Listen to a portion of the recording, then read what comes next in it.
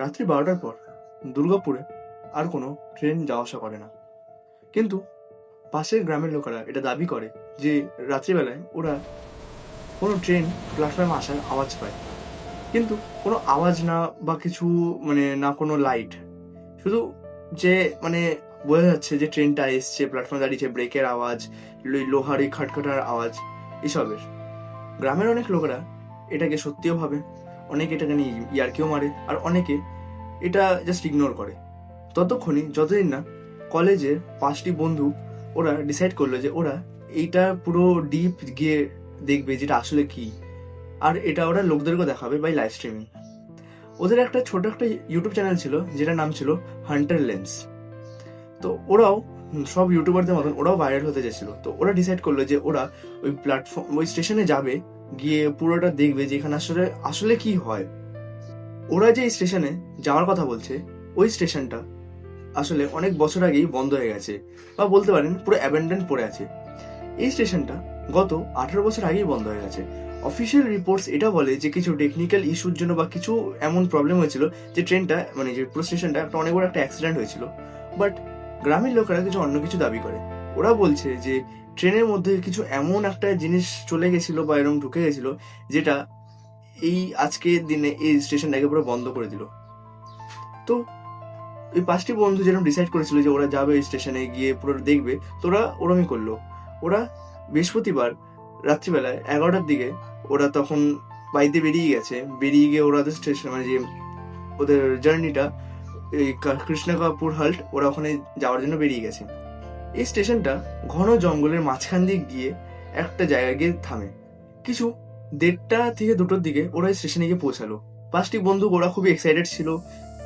ওদের মধ্যে একজন লাইভ স্ট্রিম করছিল, ওরা সবাইকে দেখাচ্ছিল যে কি হচ্ছে। আর লাইভ স্ট্রিমে অত ওরম কেউ বেশি কেউ ছিল না, হয়তো 3-4 জন ওরম কিছু ছিল, সেটা দেখছিল। তো ওরা গিয়ে নিজের মতন কথা বলছে। ওখান থেকে একটা বন্ধু এটাও বলছে যে ঘোষ আন্টি তুমি কি ইন্টারভিউ দেবে।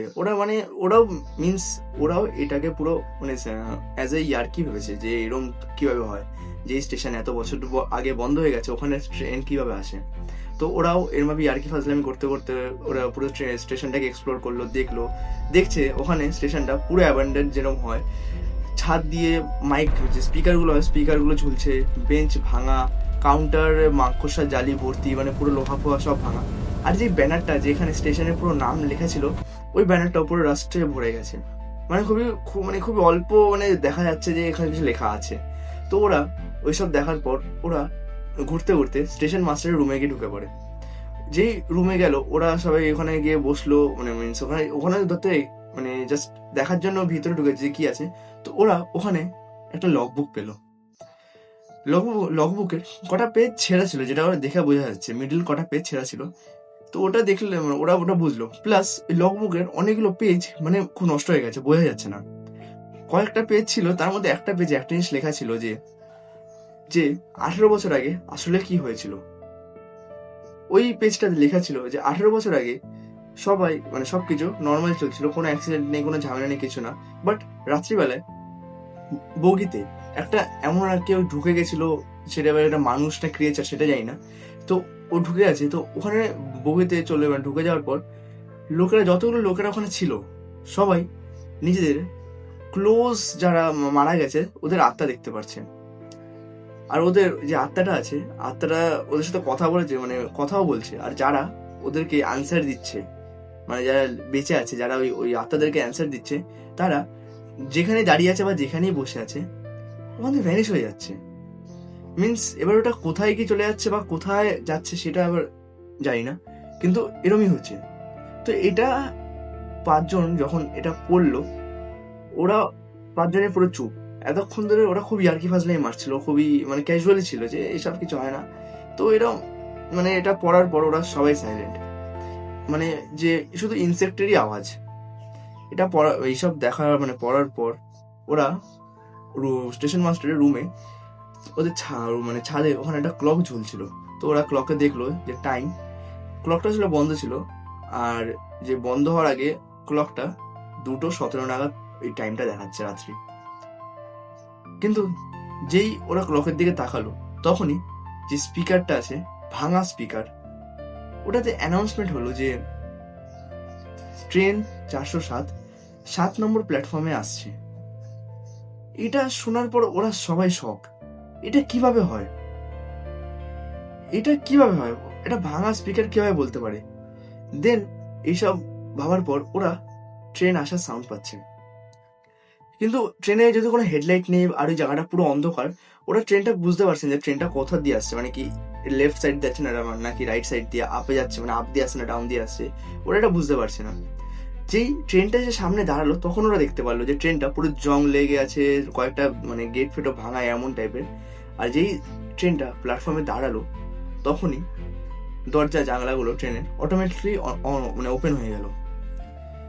এতটা অবধি তাও ঠিক আছে, বাট যেই দরজা জানলাটা ওপেন হলো ওখান থেকে একজন মেম্বার লাইভ স্ট্রিমিংটা করছিল, ওরা ওই যখন লাইভ স্ট্রিমিংটা জুম করে ট্রেনের দিকে দেখালো ভিতরে, দেখছে যে প্যাসেঞ্জার্স আছে ট্রেনের মধ্যে। হ্যাঁ, প্যাসেঞ্জার্স আছে ট্রেনের মধ্যে। এটা কিভাবে হয়? আর প্যাসেঞ্জার্স গুলো মুখটা পুরো সাদা পড়ে আছে, মানে ওদের মানে কোনো এক্সপ্রেশন বা ফিলিংস কিছু মানে হচ্ছেই না যে এটা কি। এটা মানে এটা দেখে যে ওরা কি বলবে, কিভাবে মানে এক্সপ্রেস করবে, এটা মানে খুবই ডিফিকাল্ট হয়ে গেছে সিচুয়েশনটা ওদের জন্য।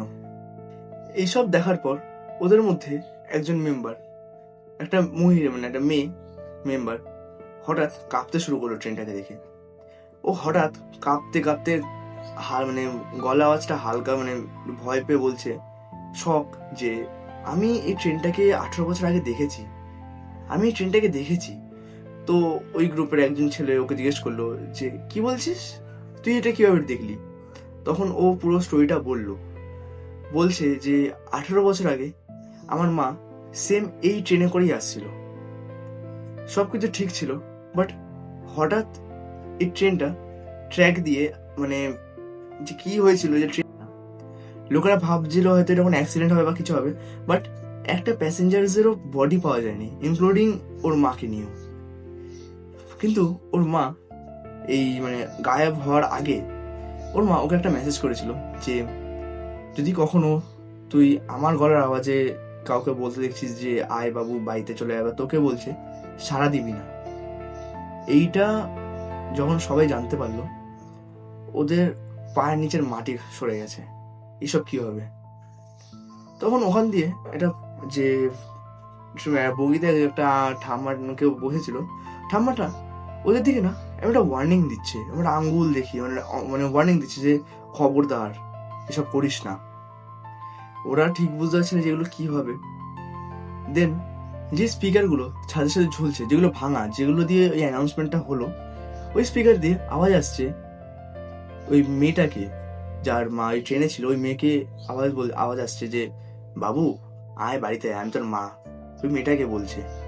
আর এটা শোনার পর ও ওখানে রীতিমতো দাঁড়িয়ে কাঁদছে পুরো, কেন এটা ইমোশনাল হয়ে গেছে, কারণ এটা জানা কথা, এত বছর পর মায়ের গলার আওয়াজ পাচ্ছে। ওরা বাকি সবাই মিলে মেয়েটাকে কিছু করে সামলালো, কিছু করে হবে, তারপর ওরা বলছে যেসব কি। কিন্তু যেই ও মেয়েটা মানে সবার নজর দিয়ে ওই মেয়েটার উপর যখন সবার ধ্যান চলে গেল, তখন দেখছি যে মেয়েটা ট্রেনের দিকেই আগাচ্ছে, মনে হচ্ছে কেউ ওকে হিপনোটাইজ করে দিয়েছে। মানে লাস্ট মোমেন্টে গিয়ে একটা ছেলে একজন মানে মেম্বার, ও গিয়ে ওই মেয়েটার হাতটা ধরলো। যেই ওর হাতটা ধরলো তখনই বগিতে বসা যতগুলো প্যাসেঞ্জার ছিল সবাই ওর দিকে তাকিয়ে আছে, আর সবাই চিল্লিয়ে বলছে ও আমাদের, ওকে ছাড়। এটা কিছু হয়ে যাওয়ার পর ওই ছেলেটা ওই মেয়েটাকে কিছু করে সামলালো, ওকে মানে সেন্স আনলো। দেন এটা হওয়ার পর ওরা 5 জনেই যে মেয়েটাকে নিয়েও 5 জনেই স্টেশন মাস্টারের রুমে ঢুকে আছে। ওরা যে মানে ওখানে গিয়ে চুপচাপ, মানে একটা জানলা ছিল, ওই জানলা দিয়ে পুরো লাইভ স্ট্রিমিংটা দেখাচ্ছে। আর লাইভ স্ট্রিমে যখন আমি জাস্ট স্টার্টিংয়ে বললাম যে লাইভ স্ট্রিমিংয়ে জাস্ট 2 থেকে 3 জনই ছিল, এখন পুরো স্ট্রিমটা ব্লাস্ট হয়ে উঠেছে। চ্যাটসের পর চ্যাটস, সবার কোয়েশ্চেন যে এটা কি। কিন্তু ওই চ্যাটসগুলোর মাঝখান দিয়ে একটা চ্যাট বারবার আসছে যে ওদেরকে উত্তর দেবে না, ভুল করেও ওদেরকে উত্তর দেবে না। এই চ্যাটটা বারবার আসছে। তখনই ওরা একটা এমন জিনিস দেখলো যে তারপর ওদের আর ওখানে দাঁড়িয়ে থাকার মতন সাহস আর হলো না। দেখছে যে একটা বিশাল লম্বা ক্রিয়েচার ওদের দিকে ট্রেন দিয়ে বেরালো। বিশাল লম্বা, মিনিমাম ওটার হাইট 7 থেকে 8 ফুট হবে।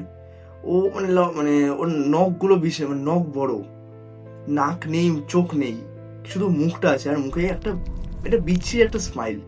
যে স্মাইলটা দেখে সবারই অবস্থাটা খারাপ হবে, এতটা বাজে স্মাইল। আর স্মাইলটা এমন মনে হচ্ছে যে অনেকগুলো লোকদের দাঁত নিয়ে ওই স্মাইলটা বানানো হয়েছে। এইসব এটা দেখার পর ওরা আর ওখানে দাঁড়িয়ে থাকার মতন অবস্থায় ছিল না। ওরা জাস্ট কিছু করে স্টেশন মাস্টার রুম দিয়ে বেরালো, ওখানে গিয়ে দাঁড়ালো। ওরা ভেবে নিয়েছে, ভাই আমরা এখানে থাকবো না, আমরা এখানে পালাচ্ছি। আর যে লাইভ স্ট্রিমিংটা চলছিল, যেখানে ওদের ভিউয়ার্স তখন যদি 2-3 ছিল, এইসব হওয়ার পর কখনো বেরিয়ে যাচ্ছে পরপর 10,000, তারপরে 20,000, 30,000, 40,000, 1 লাখ, 2 লাখ, 10 লাখ চলে গেছে। যে ক্রিয়েচারটা আসলো, লাইভ স্ট্রিমিংটা গ্লিচ হওয়া স্টার্ট করে দিয়েছে।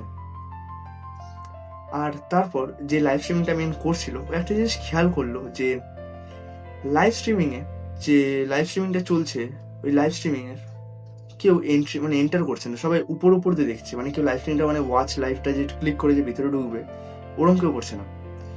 তখন ওরা বুঝতে পারলো এই লাইভ স্ট্রিমিংটা আসলে ওই ট্রেনে বসে থাকা ওই লোকরাই দেখছে। হ্যাঁ, ওই লোকেরাই, এটা কোনো আসল মানুষ দেখছে না, এটা সবাই ওরাই যারা দেখছে, যারা ট্রেনে বসে আছে ভিতরে। এটা হয়ে যাওয়ার পর ওই ক্রিয়েচারটা ওদের ঠিক সামনে দাঁড়িয়ে আছে, অনেকে দাঁড়িয়েছিল, কিন্তু ওই ক্রিয়েচারটা না ওদের কিছু করতে পারছে না। এটা কিভাবে? তখন ওদের মাথায় আসলো যে ক্রিয়েচারটা আগে যে কথা যে স্টেশন মাস্টারের যে রুমে লগবুকটা যে দেখলো, দেখে একটা পেজে যে লেখা ছিল, লেখাটা তখন ওদের মাথায় আসলো যে এই ক্রিয়েচারটা তোমার কোনো ক্লোজ কেউ হবে যারা মারা গেছে, তার গলার আওয়াজে তোমার সাথে কথা বলবে। আর কথা বলার পর যদি তুমি ওকে উত্তর দাও, ও তখন তুমি ওর বসে, তখন তুমি ওর হাতে।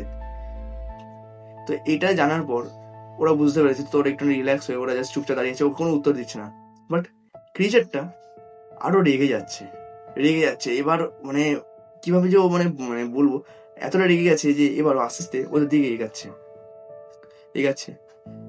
আস্তে আস্তে আস্তে আস্তে ওদেরও আরো অবস্থা টাইট হচ্ছে যে এটা কি হচ্ছে, ভাই আমরা কিছু করে পালাই।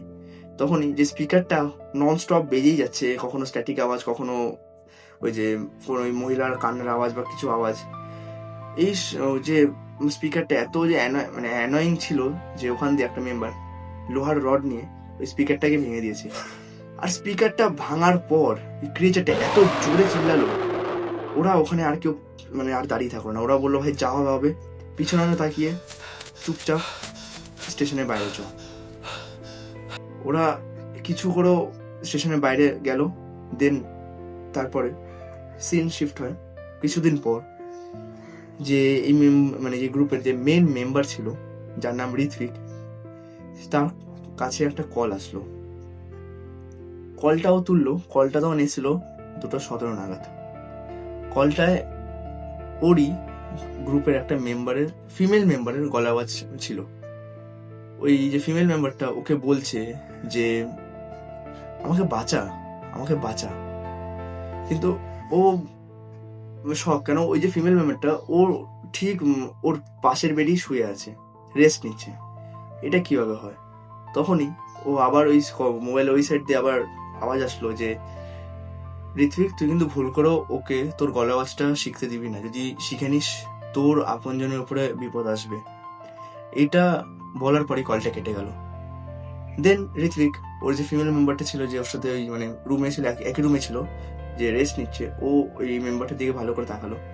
ও একটা জিনিস খেয়াল করলো যে ওই যে মেম্বারটার হাতে ওই সেম স্মাইলটা দেখা যাচ্ছে যেটা ওই ক্রিয়েচারটার মুখে ছিল।